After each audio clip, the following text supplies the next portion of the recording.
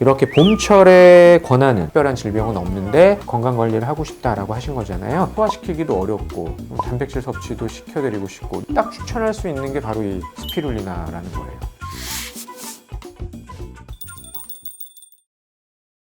봄철 추천 영양제 두 번째는요, 바로 스피룰리나가 되겠습니다. 스피룰리나는 옛날에는 조류라고 생각했어요. 그러니까 뭔가 이렇게 엽록소도 가지고 있고 물에 살고 파릇파릇하니까 아예 조류구나 이렇게 생각을 했어요. 그런데 이 스피룰리나는 얘가 보니까 박테리아라고 보고 있어요. 동물에 가깝다라고 보고 있는 거죠. 그러니까 보통 우리가 식물의 파란색은 그 엽록소 때문이잖아요. 얘는 특이하게 피코시아닌이라는 성분을 갖고 있어요. 피코시아닌. 걔 때문에 파란색을 내는 거예요. 자, 그런데 스피룰리나를 제가 왜 권해드렸느냐, 검사 결과에서 저도 아미노산이 부족했잖아요. 단백질 함량이 정말 많아요. 그러니까 우리가 단백질이 많이 들어있다라고 알려져 있는 식품들을 먹는다고 해도 그 식품에 다 단백질만 들어있는 게 아니에요. 예를 들어서 콩, 대두, 그래봐야 단백질 함량이 대두가 한 39%? 그 정도밖에 안 돼요. 계란 한 10% 정도밖에 안 돼요. 계란 하나 먹으면 그 중에 10분의 1이 단백질이라는 거예요. 그런데 이 스피룰리나는 단백질 비율이 어느 정도냐? 65에서 70% 정도. 엄청나죠? 이거에 한 60-70%가 다 단백질이라는 거예요. 사실 단백질 함량으로만 따지면은 1등. 게다가 스피룰리나를 제가 권하는 이유 중에 하나가 어찌 보면 현대판 보약?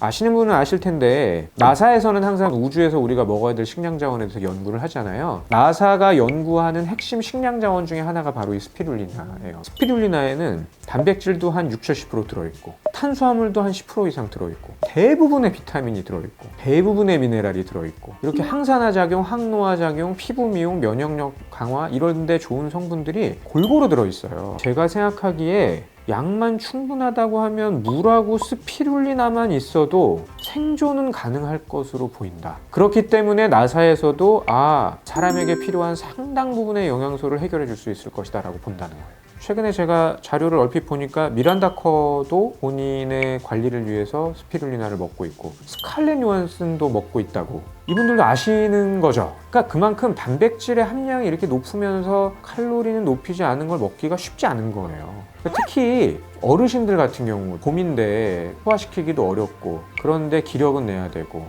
단백질 섭취도 시켜드리고 싶고 이럴 때도 적극 추천해드릴 수 있는 거가 바로 이 스피룰리나죠. 얘는 사실 용량이 딱 정해져 있지는 않아요. 스피룰리나 영양제를 사시고 거기 써있는 함량을 잘 드시면 돼요. 부작용 별로 없는데요. 아주 가끔 약간 더부룩한 느낌이 있긴 있는 것 같아요. 근데 그거는 뭐 모든 음식이 다 그럴 수가 있는 거니까 스피룰리나 때문이라고 보기는 어렵고, 부작용이 있는 분들은 식사하자마자 드세요. 또 한 가지 굉장히 이론적이긴 한데, 이런 베타카로틴 같은 카로테노이드 계통의 항산화 색소가 많이 들어있으면 손바닥이 노래진다는 게 이론적으로 그럴 수는 있어요. 근데 제가 경험한 바로는 스피룰리나를 먹고서 그런 분들을 제가 직접 만나보지는 않았거든요. 그거는 제가 영양제를 먹고 손바닥이 노래진다 편에 한 번 더 말씀을 드릴 건데, 영양제를 먹고 손바닥이 노래진다고 그게 굉장히 안 좋은 부작용은 아니에요. 오히려 그 성분이 모자른 걸 수도 있어요. 아무튼 손바닥이 노래지면 좀 줄이면 돼요.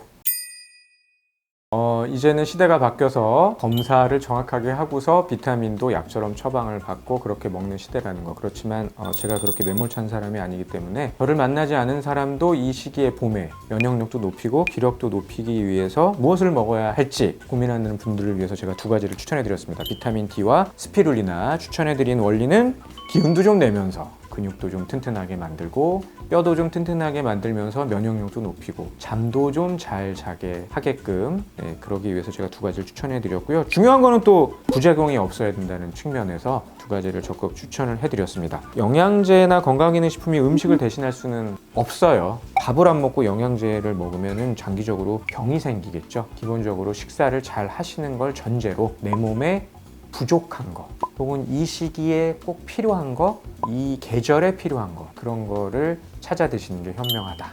그렇게 보시면 되겠습니다.